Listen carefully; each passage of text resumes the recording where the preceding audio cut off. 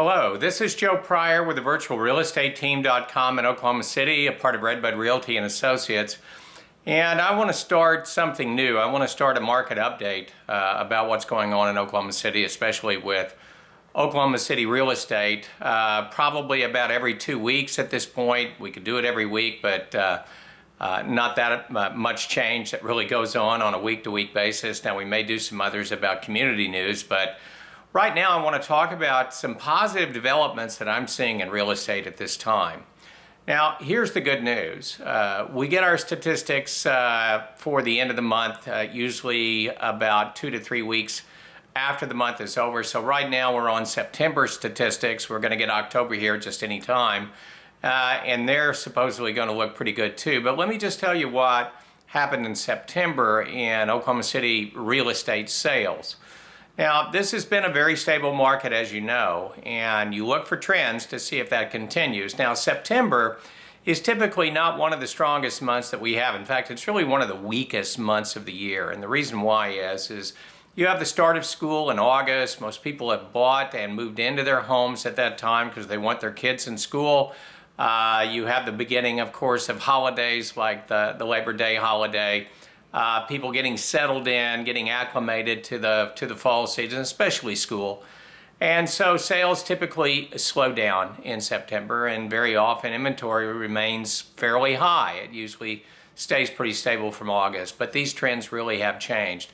First of all, in terms of inventory, we're down about 13% in inventory from last year at this time to this year at this time. Now, that's a very positive development because too much inventory is something that's going to depress prices.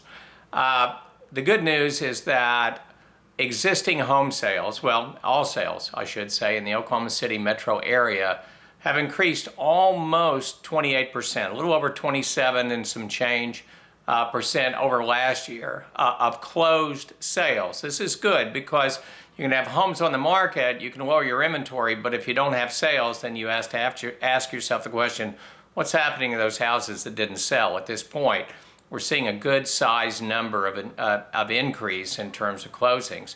Now, what's even better and what bodes well for the fall and winter period is that we're up almost 32% in pending sales. In other words, sales that are homes that have gone under contract. Of course, we don't know for sure exactly if all of those are going to close, but 32% is a very, very strong number. Now, a couple of other statistics to look at. Days on market pretty well has stayed the same from last year, about 57 days average versus 52. Not much of a change. The median price of a home sale, pretty much about the same, $136,000 to $137,000 is about the average price right now in Oklahoma City for a sale. That's down just a fraction, really statistically kind of not down at all.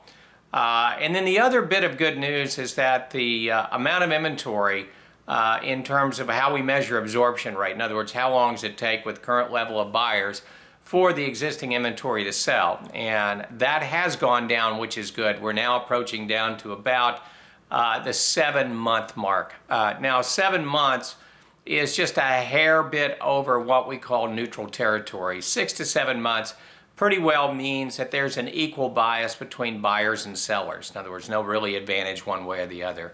Anything below 6 months, we start to see a seller's market. That's something we hope to look for in the spring. Of course, a little too early to call.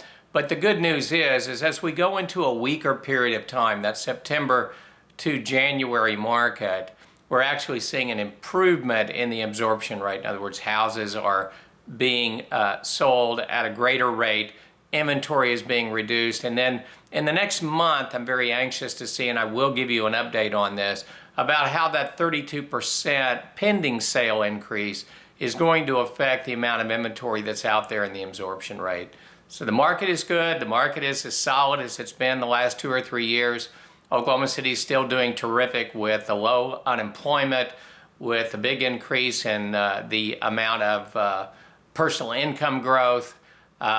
Without the bubble that we didn't have, what you're seeing are really, really good numbers that makes me very optimistic about 2012. This is Joe Pryor with the virtualrealestateteam.com in Oklahoma City, where we deliver traditional real estate values at the speed of technology.